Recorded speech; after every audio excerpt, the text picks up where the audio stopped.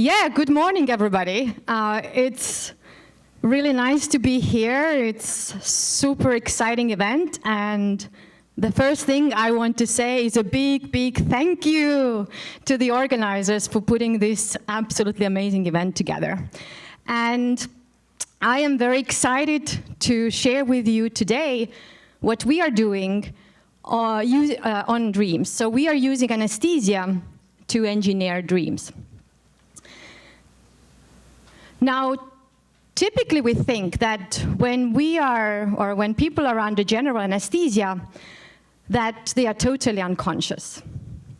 And while being aware of the environment, like what is going on around you and what is going on with you, is really rare, thankfully so, people do have rich internally generated experiences in the form of dreams. And it might be as a surprise that actually anesthesia dreams are pretty common. And what is also interesting is that they are typically pleasant. And while anesthesia dreaming is in itself a really interesting phenomenon, what we are interested in is whether we can engineer anesthesia dreams for therapeutic benefit.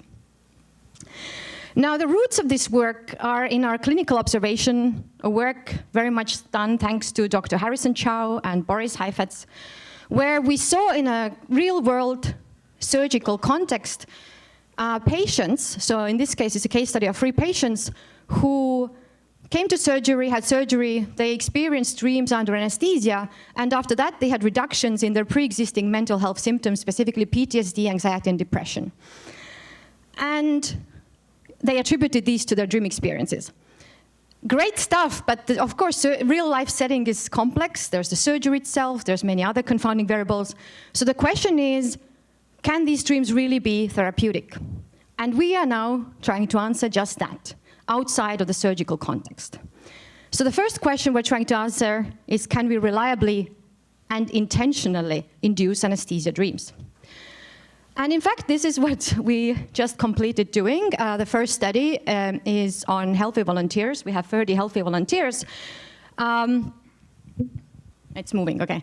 And the goal was to kind of develop an aesthetic protocol that would reliably result in dream experiences versus no dream experiences as a control condition. And so here you see our setup. It's a little lab at Stanford Hospital we set up. So here's a participant who is undergoing anesthesia. We hook them up with electroencephalography, EEG, to measure real-time electrical activity of the brain, to understand the depth of anesthesia, all kinds of vital sign monitors. We use propofol to induce anesthesia. And essentially, we manipulated different aspects. We manipulated the level of concentration of propofol, how long they were under anesthesia, how quickly they emerged, to figure out what's the best protocol. And we did it like many times on the same participants, so like serial awakenings. And every time we woke, they emerged, I immediately interviewed them about the experiences they had. And just to give you some idea, here is one description of one of our healthy volunteers. Do you remember having any dreams during anesthesia?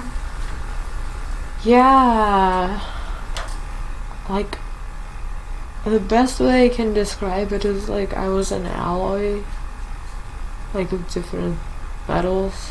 Yeah, and then like there were like other alloys, and it was like a whole social structure of like alloys. Mm-hmm. And it was weird because we're like all in a grid, so I think we were like solid state, so it was kind of like there were some like communication barriers. Mm-hmm. But at the same time we could still communicate, and I was blue. I don't know what I was, but it was like a really chill environment. It was just like the alloys are like very supportive, and it was just like, oh, that's cool, but it just like feel weird. It's like, oh, that's a natural progression of like life. I'm just like an alloy, I guess. That's fine, that's cool. Yes, so that's one example. Not all the dreams are like that. So that's just one example of what we have.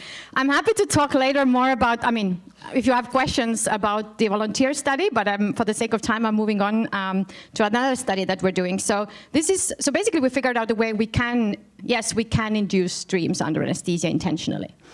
But what we're really interested in is, can these dreams be therapeutic?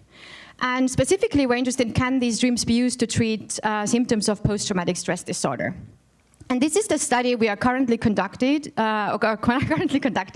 We just started, so we have currently finished 5 participants, or at least their anesthesia sessions. And here's just the study design. We screen participants. They keep 2 weeks of dream logs. We measure their sleep using at-home Muse headbands. We have also polysomnography. Then there's an anesthesia session, 2 weeks of dream logs, sleep measurement, and lots of follow-up measures. And as I said, we have 5 participants. I'll present you this very preliminary data, just because it's just so fresh and new. I'll illustrate it with one participant that we had. So here's a woman in her 60s, and she has PTSD because her son committed suicide several years ago by jumping in front of a train. And as a result of that, she is triggered by seeing and hearing the train, being close to high school where the son used to go.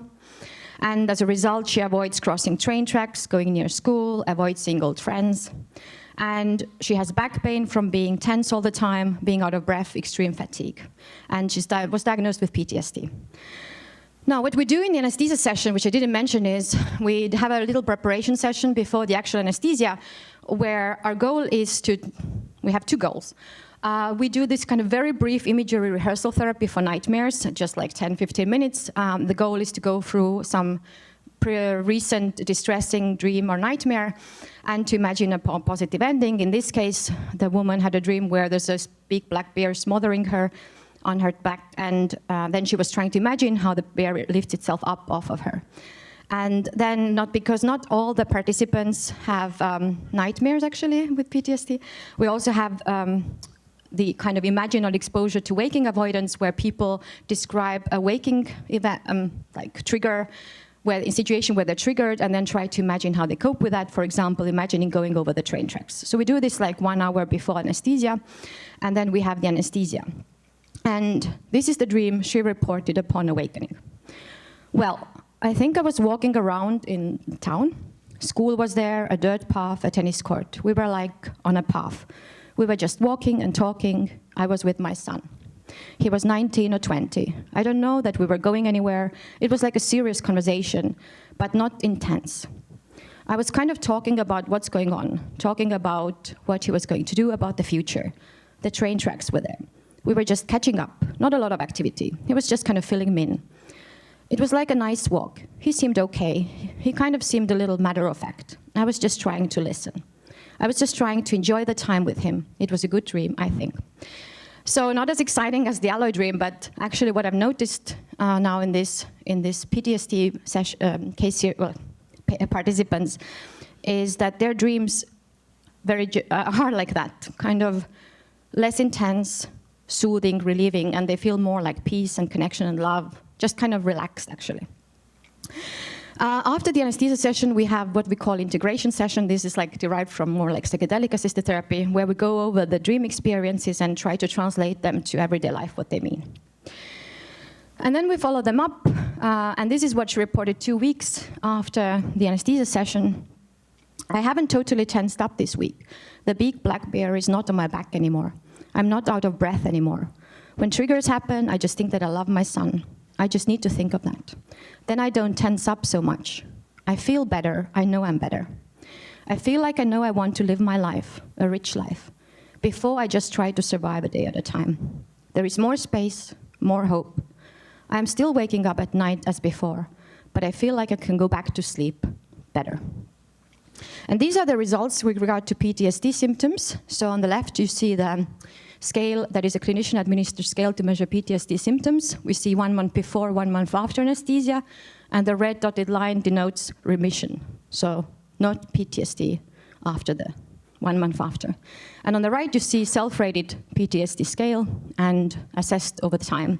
And again, much better. I mean, a big reduction in symptoms. And as I said, we have finished 5 participants so far. On the right, you see the self-rated scale, and you see almost across the board a reduction in symptoms. There is one participant who has had more trouble, and she actually has very, very severe trauma. And yeah, I can talk more about that, why we think that's the case. And on the left, you see again the CAP score for 3 participants who we have measured 1 month after. So this is all, of course, preliminary, but very promising. Obviously, we continue to do that, and then we'll see what we get. And then after that, the next step is to conduct a real proper randomized control trial where we can really answer the question, can these streams be therapeutic? So hopefully I can share these results in the future. But on that note, as I said, I'm happy to answer questions later on, but I would like to thank Tiny Blue Dot Foundation and Mind Science Foundation for the support. Of course, Dr. Boris Heifetz, who is the head of the lab and made all possible. Ben Deverett, who has set up a lot of all the software that we use. And a lot of colleagues in the Department of Psychiatry who have helped with assessments and sleep measurements. And a lot of consciousness, sleep, and dream researchers who have consulted and helped us a lot with all their advice and with regard from their experience. And thank you so much for your attention.